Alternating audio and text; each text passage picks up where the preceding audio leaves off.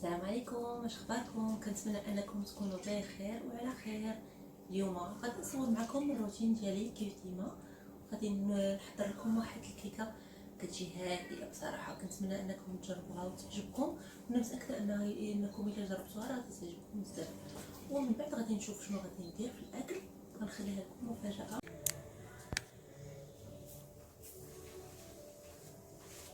نبداو الكيك ديالنا. الفران غادي نسخنوه على 180 درجه، وغادي نبداو البيض. راه درتو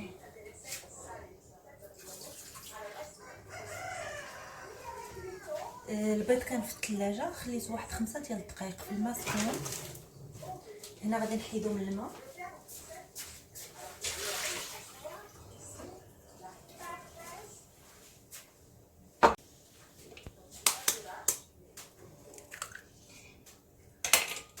انا هنا استعملت 4 ديال البيضات.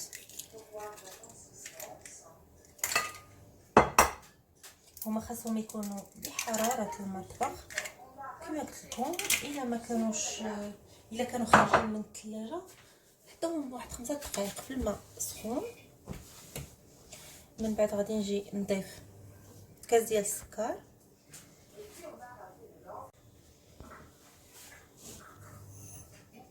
غادي نجي نطرب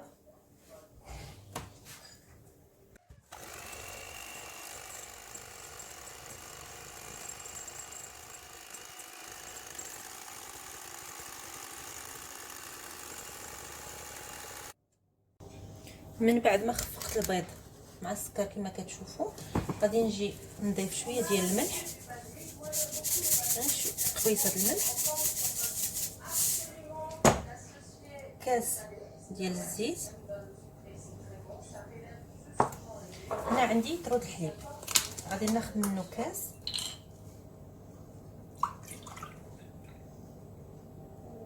هذا الباقي غادي يبقى ليا لا كريم فاني.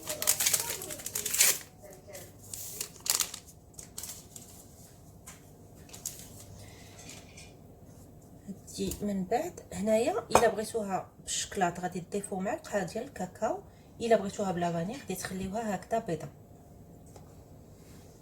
وبالنسبه ديال الدقيق غادي نستعمل، المهم غادي نبدا الكاس الاولاني وانا كنحرك راه كنحيد، كنوقف الفيديو على الصداع. نزيد كاس اخر،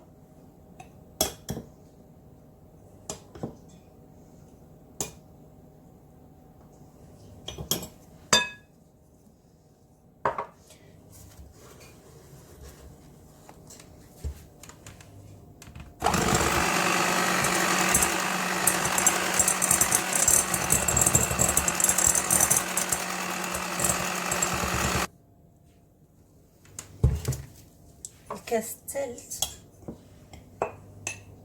يعني في 4 البيضات كيجيونا 3 الكيسان.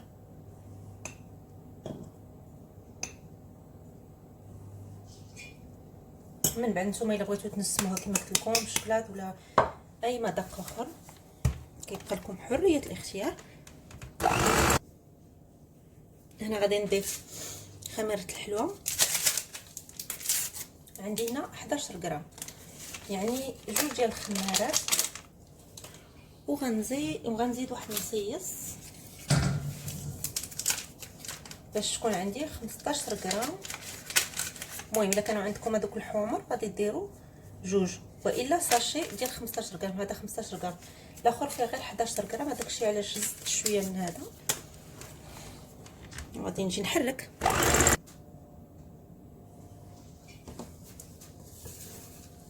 اذا قوام ديال الكيك غادي ناخذ المول، اي مول عندكم، مدهون بالزبده ومرشوش بالدقيق. غادي نجيو نحطوا عليه هذا الخليط هذا وغادي نردوه يطيب.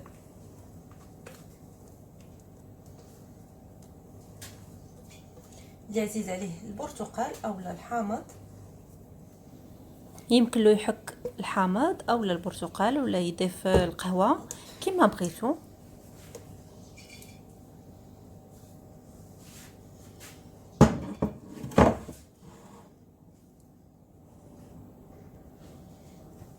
اذا غادي نردها طيب.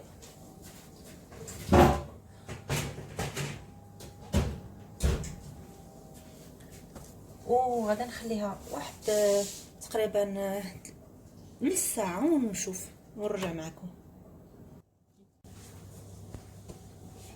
نشوف هاد الكيكه باينه لي صايبه.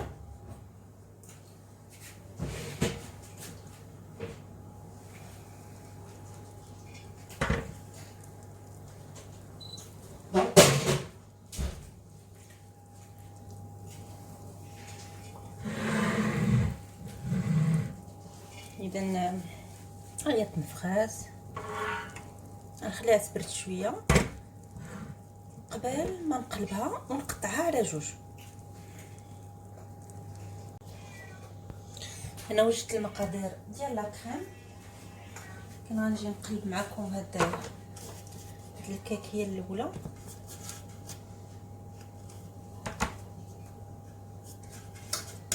هاد المول هذا غادي نعاود نغسلوه حيت هو اللي غادي نستعمل. الكيكه هي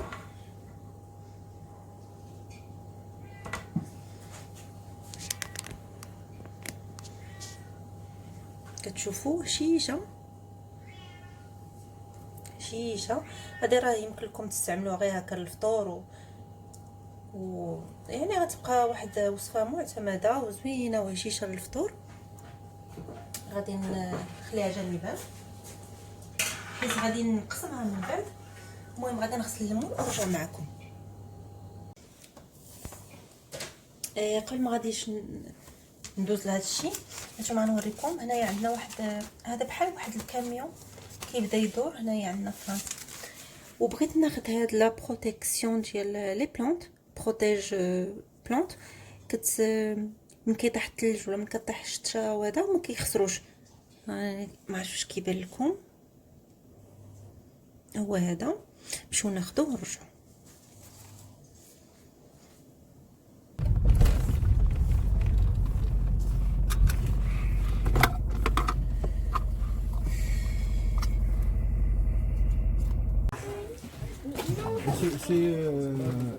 Ça préserve du gel ou il faut protéger dedans? Ça préserve du gel, mais pas de. Au moins 85 quoi.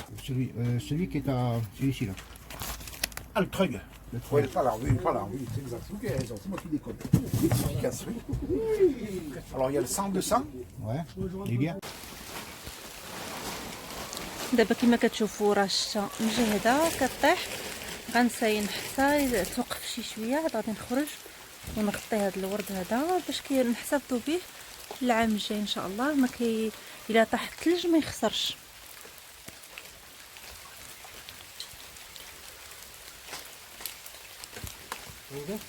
وي بون غادي ندخلو دابا الشتا مجهده.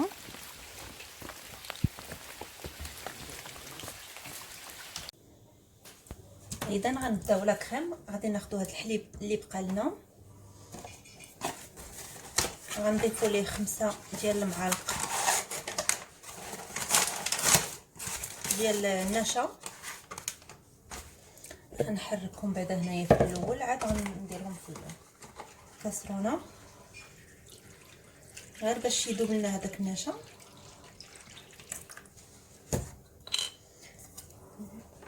راه 5 المعالق.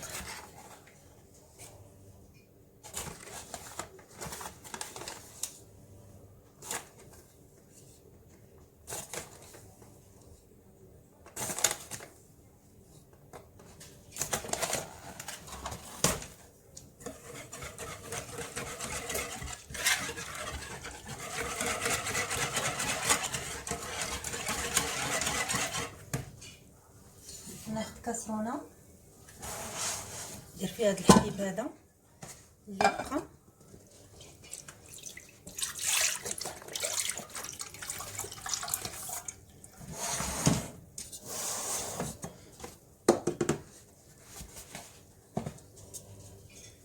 مع كاس ديال السكر،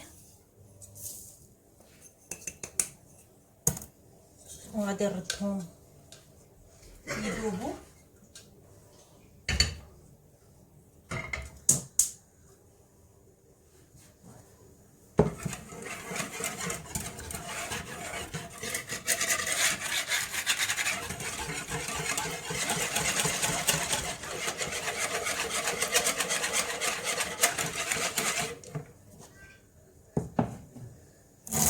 وهنايا عندي 2 ديال الياغورت مع 1 ديال لافاني.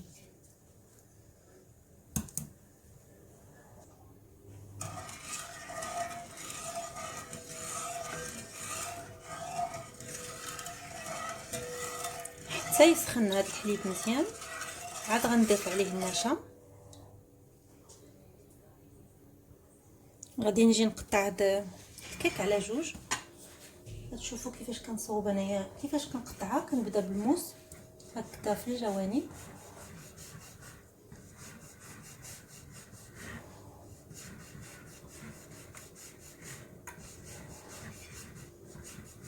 كنكمل الدائره كامله هكذا نقطعها.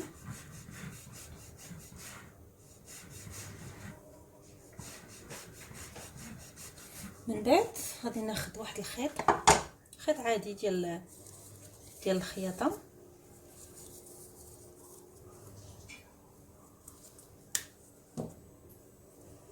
كنجي كندوزها من هنايا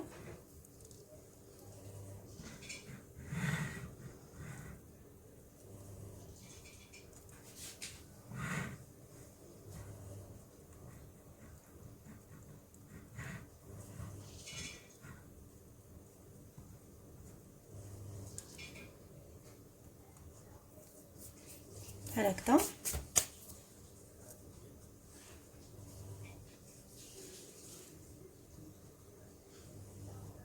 وكتقطع لينا. اذا ها هما هاد 2 هادو غادي نديرهم جانبا، وغادي نمشيو نكملو لا كريم ديالنا.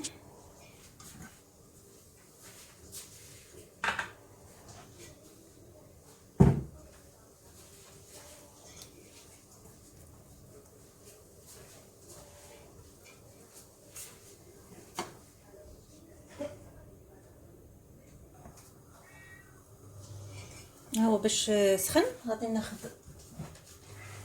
هذيك مايزينا نعاودو نحركوها حيت كتهبط لتحت.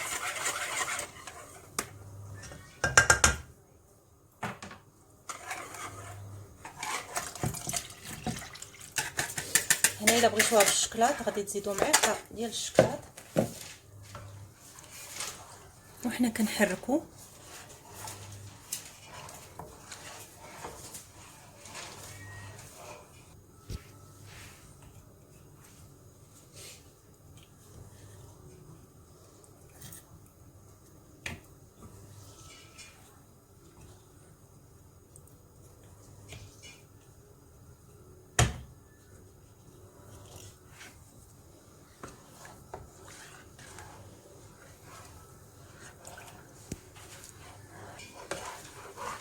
من كنشوفوها بدات كتعقد كنطفيو النار.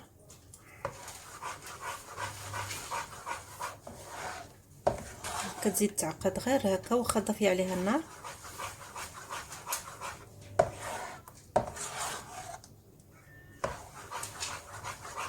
حنا كنحركو كتزيد تقصح.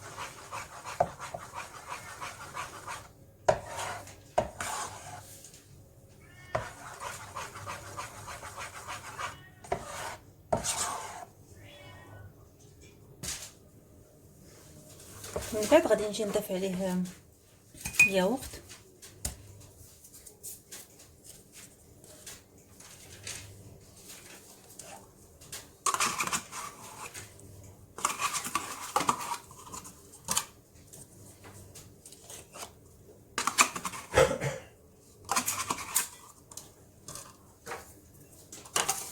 ولافاني وغادي نحرك.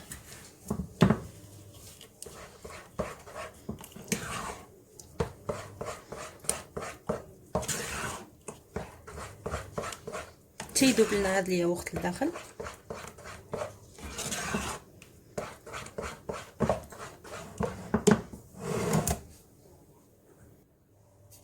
من بعد غادي ناخذ المول ديالنا غندهنوه بالزيت، وغير الا خفتو يلصق. المهم من بعد غادي نجي ناخذ نصف الكميه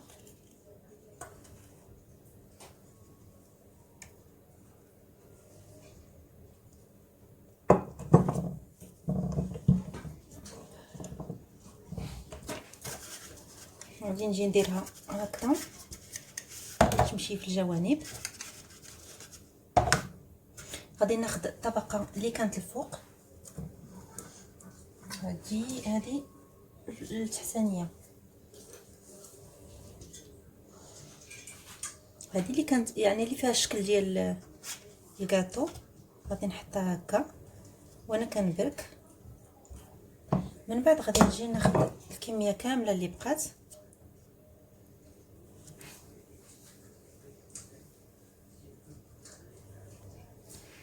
غادي نجي نحط لا كريم هكا في الجوانب.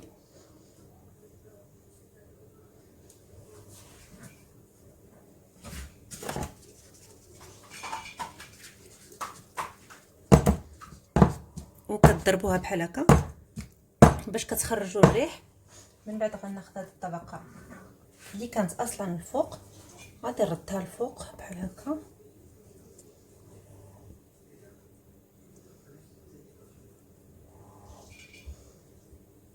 وهنا غادي نديرها في المجمد لمده ساعتين.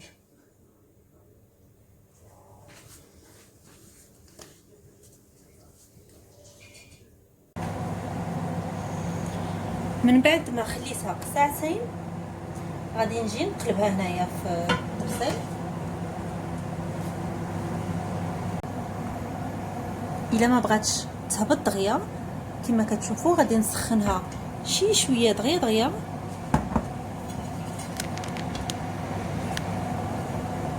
فوالا، وغادي كتحيد بسرعه.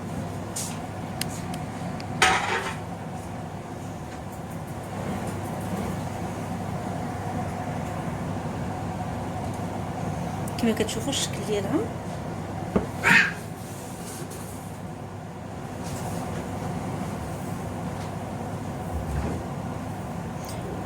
وهنا غادي ندوزو نزينوها واحد شي شويه. قربكم معايا.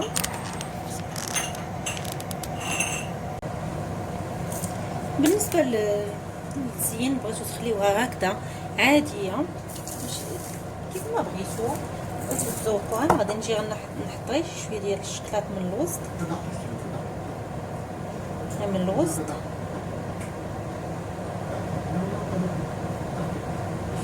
غادي نجي غير هنايا في الجوانب عاوتاني.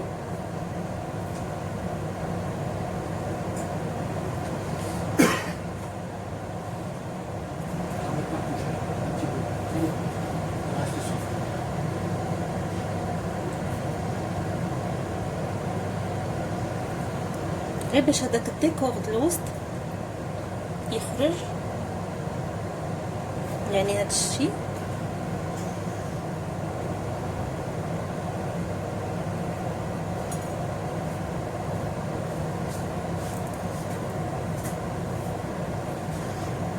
فوالا بحال هكذا.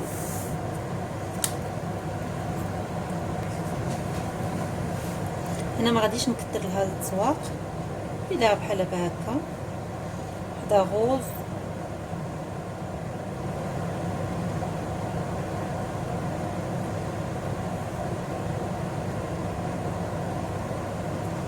وهنايا الوسط غادي ندير واحد اللون اخر هادشي باش تفهموا.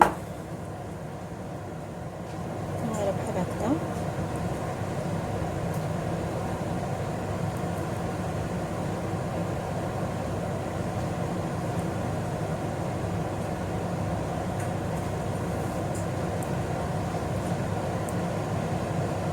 ندير هاد الخضيضرين هنا الوسط.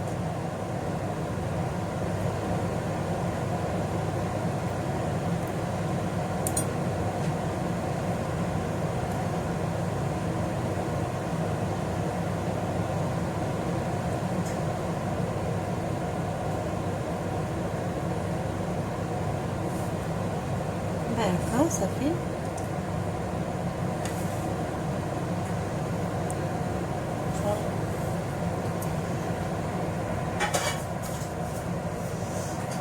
اذا هذا هو الشكل ديالها النهائي. انا غادي نقطعها ونوريها لكم من الداخل.